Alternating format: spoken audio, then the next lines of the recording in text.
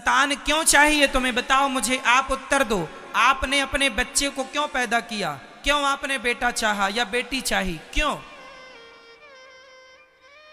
बेटे पाने का उद्देश्य क्या है? अरे उद्देश्य ये है, जननी जने तो भक्त जने, या दाता या सूर, या से तो बंध्या भली, काहे गवावे नूर।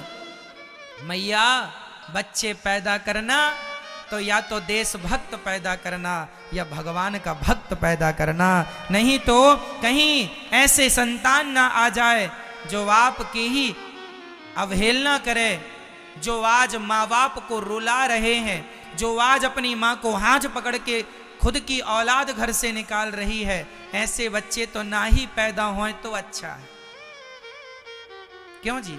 जो अपनी माँ पर हाथ उठाते हैं, जो अपने पिता पर हाथ उठाते हैं, ऐसी संतान तो अच्छा है कि इससे अच्छा तो माँ बिना बच्चों की अच्छी है। क्यों जी? इसलिए बच्चे हों तो या देशभक्त हों, राष्ट्र प्रेमी हों, या तो भगवान के भक्त हों, समाज के सेवी हों। आपके बच्चों से देश को कुछ मिलना चाहिए। जैसे विवेकानंद जी से देश को ज्ञान मिला, मुंशी प्रेमचंद्र से देश को साहित्य मिला, महाराणा प्रताप से देश को बल मिला, मंगल पांडे से देश को हौसला मिला। कुछ तो दे आपके बच्चे देश को, समाज को। मीराबाई से देश को भक्ति मिली, नरसिंह मेहता से देश को भक्ति मिली, गोस्वामी तुलसीदास जी से रामचरितमानस मिली।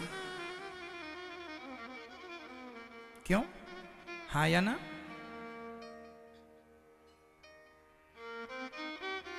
सवाल आपसे है कि आप अपने देश को क्या देना चाहते हैं?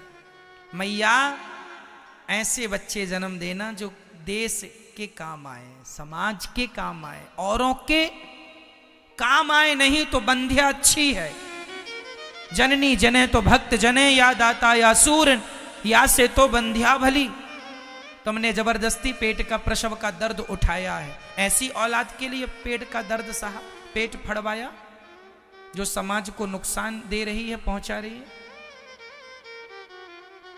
वो हिटलर की मां आज तक नरक में पड़ी होगी। पूछो क्यों?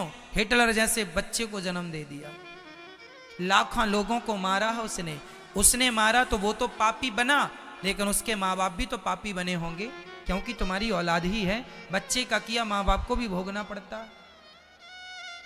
इसलिए ऐसी संतान ना दे के जाना देश को जो देश के लिए हानिकारक हो। इसलिए मोहे सुन सुन आवे हासी, नदिया में मीन प्यासी। ये मनुष्य का शरीर पाकर भी भगवान को नहीं पाए, तो बताओ मुझे क्यों शरीर पाया है आपने? पैसे कमाने के लिए? पैसा तो वैश्या भी कमा लेती है तुमसे ज्यादा। धर्म को पाना उद्देश्य हो, धन को नहीं। था भरा सोना खचा खचलंक की दीवार में, एक रत्ती नहीं मिला रावण को मरती वार में। जाने ना देना धर्म, जाने ना देना धर्म, करना लोभ मत धन धाम का। और धर्म ही जाता रहा तो धन रहा किस काम का? धर्म चला गया तो धन बचा के क्या करोगे? इसलिए धन नहीं, धर्म बचाओ, धर्मो रक्षति रक्षिता। क्या आपके बच्चे धर्मात्मा हैं? हैं तो अच्छा है, नहीं है तो बनाओ, नहीं तो बच्चों के पाप से तुम्हें नरक जाना पड़ेगा।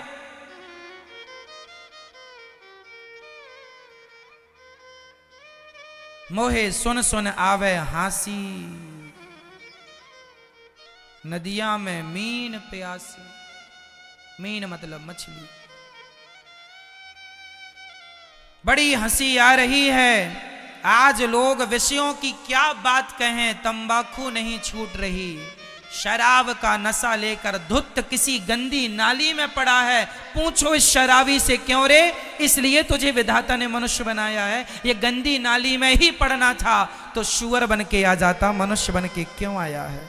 सूअर का काम है गंदी नाली में पड़ना, और तू मनुष्य होके गंदी नाली में पड़ा है। पूछो इनसे कि ईश्वर ने तुम्हें मनुष्य का शरीर क्या इसलिए दिया है? ये तंबाकू गुटखा खाने वाले जहां सोते हैं ना, इनका गद्दा उठा के देखना, वो गद्दा सोते सोते रात को थूकना रहता, गद्दा उठा के पिचकारी नीचे मार देते हैं। हाँ या ना?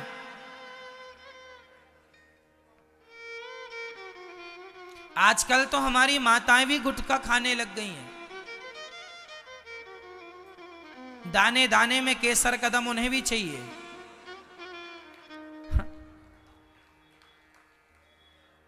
तो जिस मुंह में भगवान का नाम होना चाहिए था, सोचो कि आज उस मुंह में तुम्हारे गुटखा और तंबाकू है। सोचो मेरी माँ, ये सवाल अपने आप से पूछो कि जब आप गुटखा तंबाकू जैसी गंदगी नहीं छोड़ पा रहे हैं तो तुम और क्या छोड़ पाओगे? कहाँ काम, क्रोध, लोभ, मोह। मैं इन बातों को तुम्हारे सामने कहूं तो क्या समझ में आएगा तुम्हें?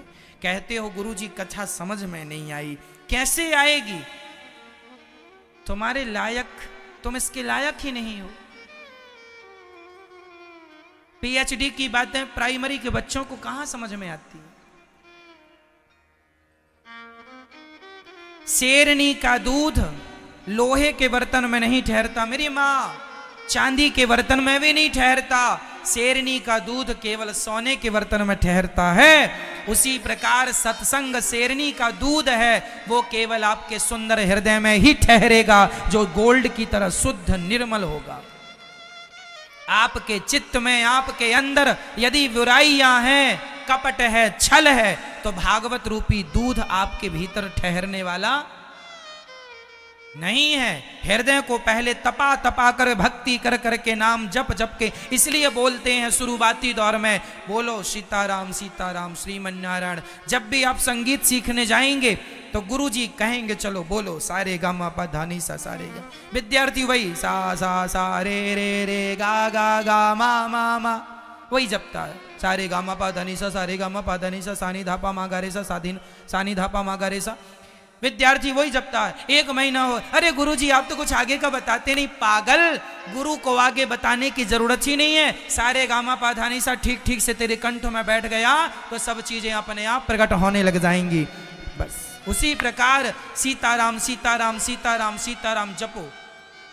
ये मत पूछो किससे क्या होना है, जपो क्या होगा तुम्हें धीरे धीरे समझ में आने लग जाएगा। श्रीमन्नारायण जपो, अपने आप समझ में आने लग जाएगा। मन की एकाग्रता यहीं से। इसलिए आंख बंद करके नाम जप करना चाहिए। काम करते रहो, नाम जपते रहो, मन से गोविंद गोपाल गाते चलो। मत देखो किससे लाभ क्या है। एक सज्जन हमसे बोले महाराज जी श्रीमन्नारायण जपेंगे, इसके फायदे बताओ क्या है। मैंने कहा तुम बीड़ी पीती हो, इसके फायदे बताओ क्या है। बोले वैसे तो बीड़ी पीने के कोई फायदे नहीं है। मैंने कहा कि बिना फायदे के तुम बीड़ी पी सकते हो तो बिना फायदे के भगवान का नाम जप लो, फायदा जब होगा तो दिख जाएगा।